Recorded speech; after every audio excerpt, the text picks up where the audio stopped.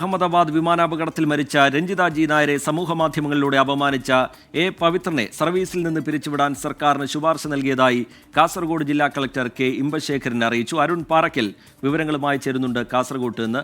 അരുൺ, ഈ നാട് മുഴുവൻ ആ കുടുംബത്തിൻ്റെ വേദനയിൽ പങ്കുചേരുന്നതിനിടയിലാണ് രഞ്ജിതയെ അപമാനിക്കുന്ന തരത്തിലുള്ളൊരു ഒരു സമൂഹ മാധ്യമ പോസ്റ്റ് ഇയാളുടെ ഭാഗത്തുനിന്ന്, ഈ പവിത്രൻ്റെ ഭാഗത്തുനിന്ന് ഉണ്ടായത്. അതിൽ കർശനമായ നടപടികൾ സ്വീകരിക്കുന്നുണ്ട് ജില്ലാ ഭരണകൂടം. നേരത്തെ ഉദ്യോഗസ്ഥനെ സസ്പെൻഡ് ചെയ്തതാണ്, ഡെപ്യൂട്ടി തഹസിൽദാരെ സസ്പെൻഡ് ചെയ്തതാണ്. ഇപ്പോൾ സർവീസിൽ നിന്നേ പിരിച്ചുവിടുക എന്നൊരു നിലപാടിലേക്ക്, കടുത്ത നിലപാടിലേക്ക് ജില്ലാ ഭരണകൂടം കടക്കുന്നുണ്ട്. അതിൻ്റെ ഭാഗമായൊരു ശുപാർശ നൽകുന്നു. വിവരങ്ങൾ എന്താണ് അരുൺ പാറയ്ക്കൽ?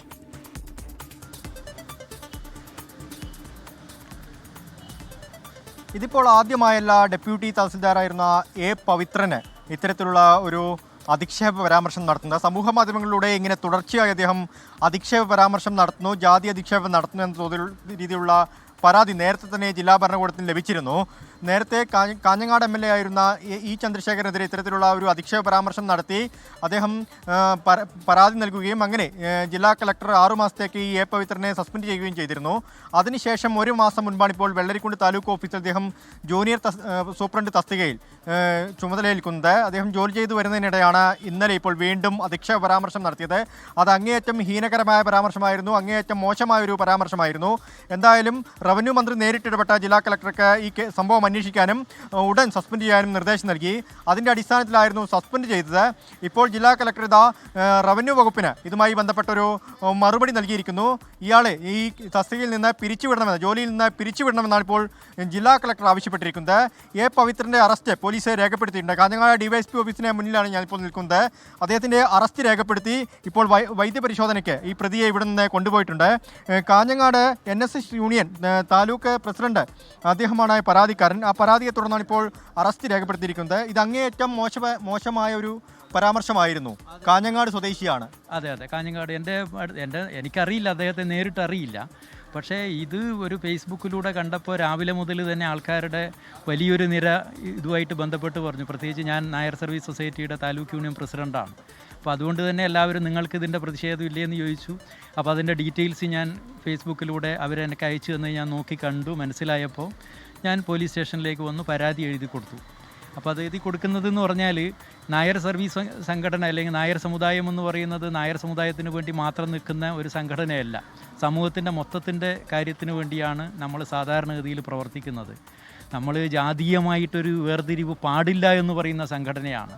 അത് മന്നത്ത് പത്മനാഭൻ്റെ കാലം മുതലേ ഉണ്ട്. മന്നത്ത് പത്മനാഭനായി മാറിയത് ഈ ജാതിയുടെ വാല് മുറിച്ച് കളയണമെന്നുള്ള ആശയം കൊണ്ടാണ്. ഇതിനാണ് ഇത്തരത്തിൽ, അതായത് അങ്ങേയറ്റം മോശമായ കമൻ്റാണ്, അദ്ദേഹം മോശമായ പരാമർശമാണ് സമൂഹ മാധ്യമത്തിലൂടെ അഹമ്മദാബാദ് വിമാനാപകടത്തിൽ മരിച്ച ആ യുവതിക്ക് നേരെ ഉന്നയിച്ചത്. അതിലിപ്പോൾ നടപടി ഉണ്ടായിരിക്കുന്നു.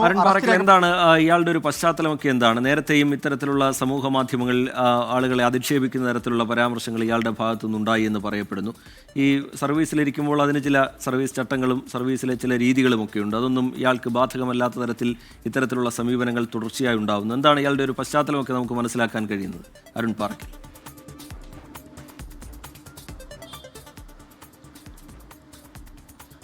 ഇയാൾ ആദ്യം ഹോസ്ദുർഗ് കാഞ്ഞങ്ങാട് താലൂക്ക് ഓഫീസിലായിരുന്നു ജോലി ചെയ്തിരുന്നത്. അതിനുശേഷമാണ് ഇപ്പോൾ വെള്ളരിക്കുണ്ടിലേക്ക് മാറ്റം ലഭിക്കുന്നത്. അത് കാഞ്ഞങ്ങാട് MLAക്കെതിരെ വന്ന ഒരു അധിക്ഷേപ പരാമർശത്തിൻ്റെ പേരിൽ സസ്പെൻഷൻ നടപടികൾ കഴിഞ്ഞതിന് ശേഷമാണ് വെള്ളരിക്കുണ്ട് താലൂക്ക് ഓഫീസിലേക്ക് അദ്ദേഹം ഡെപ്യൂട്ടി തഹസിൽദാർ ചുമതലയിൽ അങ്ങോട്ട് മാറ്റുന്നത്. അദ്ദേഹം ജൂനിയർ സൂപ്രണ്ടായാണ് അവിടെ ഇപ്പോൾ ജോലി ചെയ്തു വരുന്നത്.